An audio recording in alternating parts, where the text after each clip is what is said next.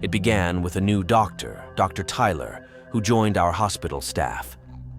He seemed pleasant enough at first, with his charming smile and reassuring bedside manner. But as time went on, we started noticing peculiarities about him. Strange rituals performed behind closed doors, whispered conversations with unseen entities, and a chilling aura that seemed to follow him wherever he went. Patients began to report unsettling experiences during their encounters with Dr. Tyler. Some claimed to have seen shadows flit across the walls of their rooms during his visits, while others spoke of hearing disembodied whispers urging them to beware the doctor's touch. But it was the stories of those who never returned from his care that sent a wave of terror rippling through the hospital corridors. Rumors swirled about Dr. Tyler's true intentions, with some suggesting he was involved in dark occult practices or conducting illicit experiments on unsuspecting patients.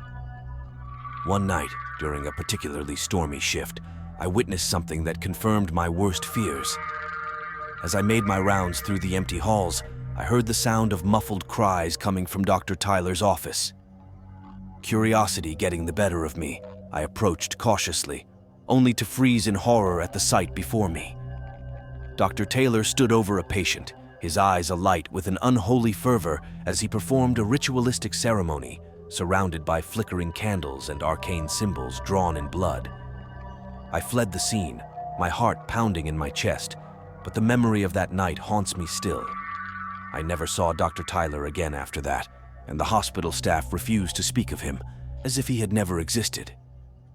But I know the truth. There are dark forces at work in the shadows of our hospital, and Dr. Tyler was merely their vessel, a harbinger of unspeakable horrors lurking just beneath the surface of our world. That night, I was on duty at the hospital, assigned to the morgue as usual. As I went about my tasks, a strange sound caught my attention.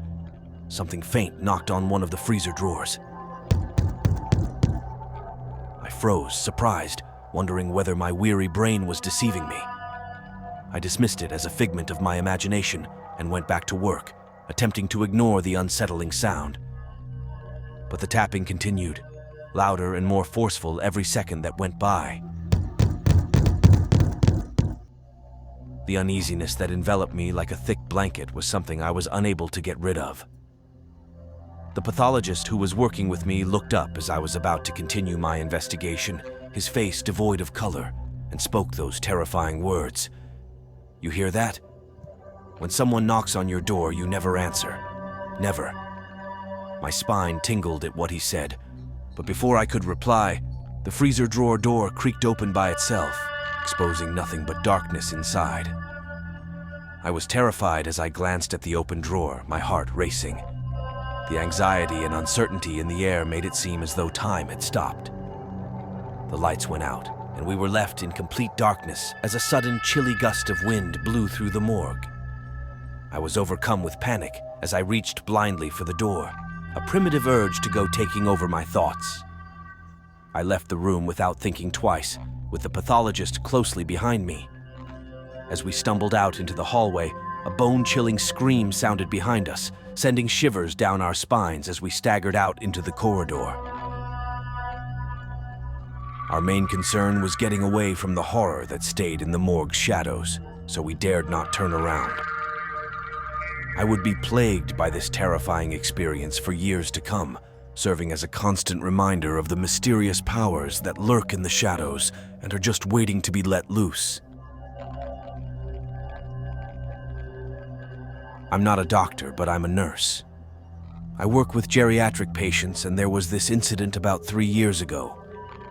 Before I explain, let me say that I don't believe in ghosts. Anyway, this one time I was working the night shift and I was super sleepy, so I decided to skip lunch because I wasn't hungry and go to my car and sleep for 30 minutes.